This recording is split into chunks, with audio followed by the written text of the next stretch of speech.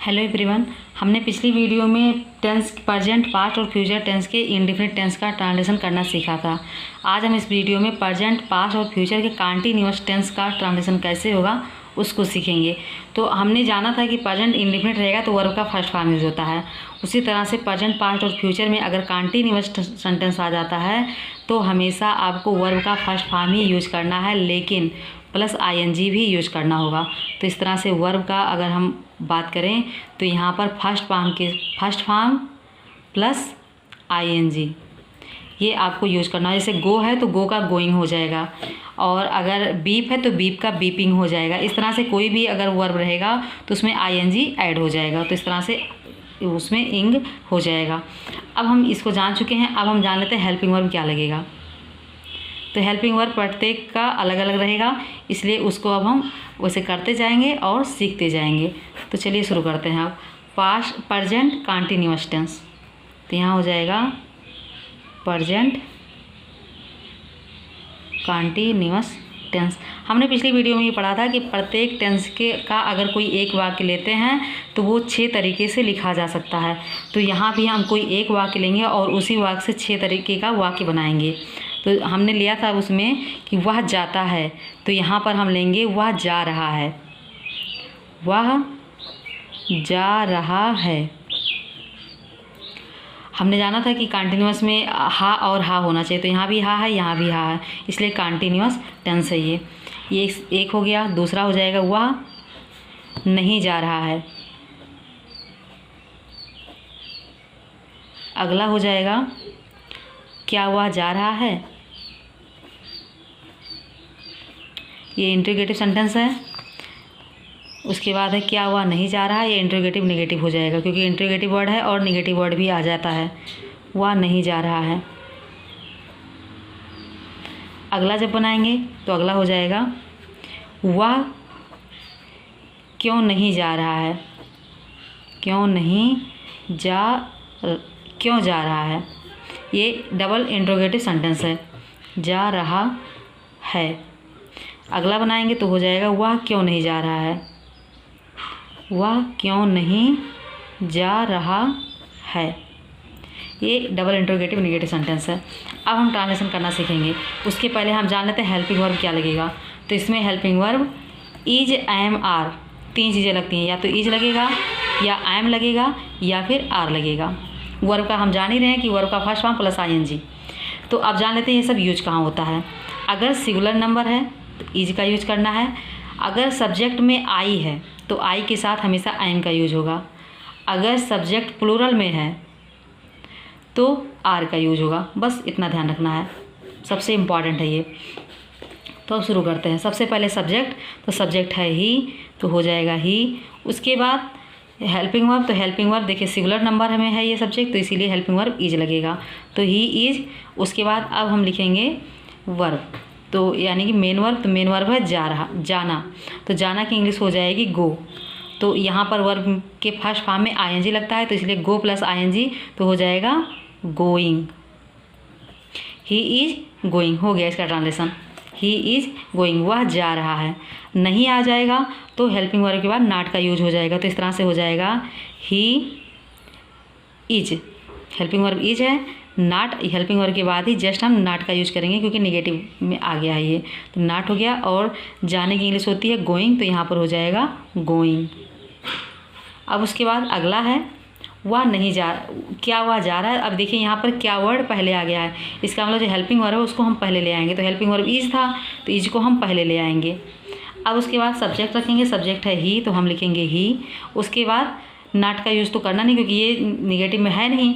अब हम जो मेन वर्ब है उसको रखेंगे, प्लस आईएनजी उसमें लगा देंगे, तो जाना की इंग्लिश हो जाएगी गो, और कंटिन्यूअस में होने की वजह से इसमें आईएनजी लग जाएगा, तो इस तरह से हो जाएगा इज ही गोइंग। अगला अगर हम लिखें तो यहाँ भी इज आगे आ जाए, क्योंकि क्या है। उसके बाद सब्जेक्ट है ही। उसके बाद जाने की इंग्लिश हो जाएगी, नहीं भी है तो यहाँ पर नॉट भी लग जाएगा। उसके बाद जाने की इंग्लिश गोइंग। इस तरह से he is he not going. उसके बाद वह क्यों जा रहा है, वह क्यों जा रहा है, तो क्यों बीच में है तो क्यों की इंग्लिश पहले लगा देंगे, तो हो जाएगा व्हाई। उसके बाद हेल्पिंग वर्ब हम जान ही रहे हैं कि वह है, तो वह है सब्जेक्ट सिंगुलर में, इसीलिए हेल्पिंग वर्ब लगेगा इज। व्हाई इज उसके बाद सब्जेक्ट है ही तो ही लिखेंगे, उसके बाद मेन वर्ब तो गोइंग। उसके बाद अगले की बात करें तो यहाँ भी क्यों बीच में है तो क्यों की इंग्लिश पहले लिखेंगे, उसके बाद हेल्पिंग वर्ब, उसके बाद सब्जेक्ट, उसके बाद यहाँ पर नाट लगने की वजह से नाट लगेगा, और जाने की इंग्लिश होती है गो तो लिखेंगे गो, कंटिन्यूअस होने की वजह से लगाएंगे ING। इस तरह से हो जाएगा why is he not going. इस तरह से हमने सीखा कि प्रेजेंट कंटिन्यूअस टेंस का ट्रांसलेशन कैसे होगा। अब हम अगला जो टेंस पढ़ेंगे वो होगा पास्ट कंटिन्यूअस टेंस। तो अब हम पास्ट कंटिन्यूअस टेंस का ट्रांसलेशन कैसे होगा उसको सीखते हैं। Past continuous tense. अब हम जान लेते हैं इसमें हेल्पिंग वर्ब क्या लगेगा। तो इसमें हेल्पिंग वर्ब या तो वाज लगेगा या तो वर लगेगा, इसी को आपको ध्यान रखना है। अब जान लेते हैं ये कहाँ कहाँ यूज होता है। अगर सिंगुलर नंबर में है तो वाज लगाएंगे, और अगर प्लूरल नंबर में है तो हम वर लगाएंगे, इतना ध्यान रखना है। अब हम ट्रांसलेशन करना सीखते हैं। प्रत्येक वाक्य के 6 वाक्य बनेंगे तो उसको हम पहले बना लेते हैं, उसके बाद ट्रांसलेशन करना सीखेंगे। तो इस तरह से हो जाएगा। वही सेंटेंस हम फिर इस बार लेते हैं। वह जा रहा है तो इसका लिखेंगे वह जा रहा था, वह जा रहा था, क्योंकि कंटिन्यूअस के लिए यहाँ पर रहा था होना चाहिए, क्योंकि पास्ट में तो था होना चाहिए, कंटिन्यूअस होने की वजह से यहाँ पर हा होना चाहिए। इस तरह से हो जाएगा वह जा रहा था। अगला लिखेंगे तो अगला हो जाएगा वह नहीं जा रहा था,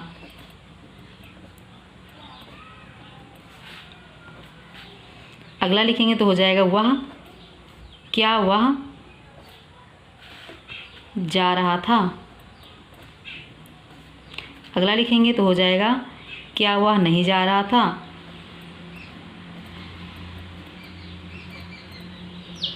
अगला लिखेंगे तो हो जाएगा वह क्यों जा रहा था, अगला लिखेंगे तो अगला हो जाएगा वह क्यों नहीं जा रहा था।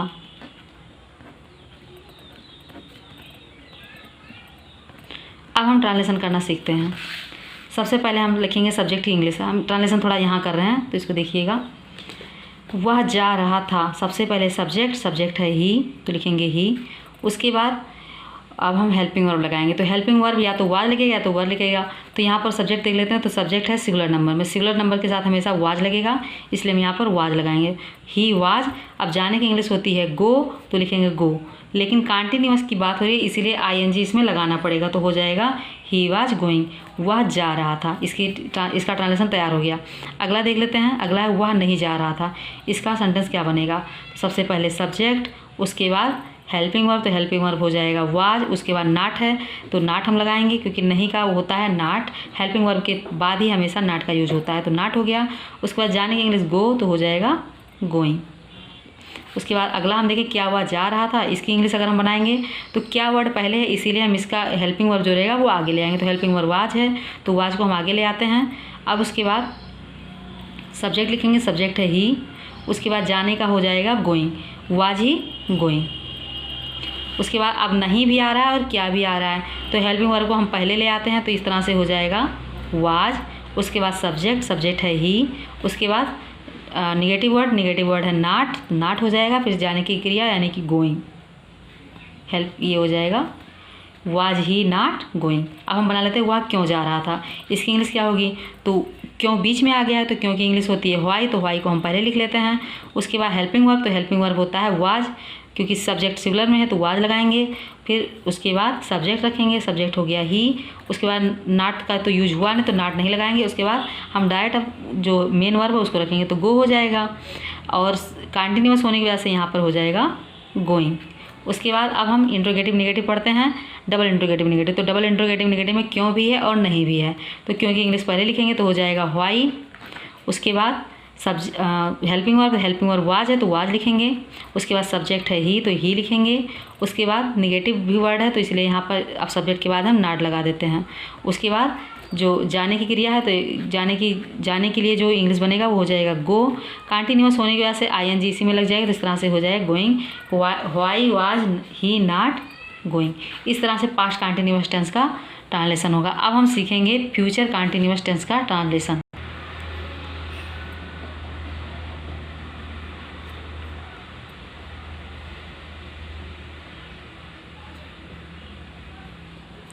फ्यूचर कंटिन्यूअस टेंस, हम जान रहे हैं कंटिन्यूअस होगा तो वर्ब का जो फॉर्म लगेगा वो फर्स्ट रहेगा, लेकिन उसमें आईएनजी जुड़ जाएगा, इसको तो हम जान ही रहे हैं।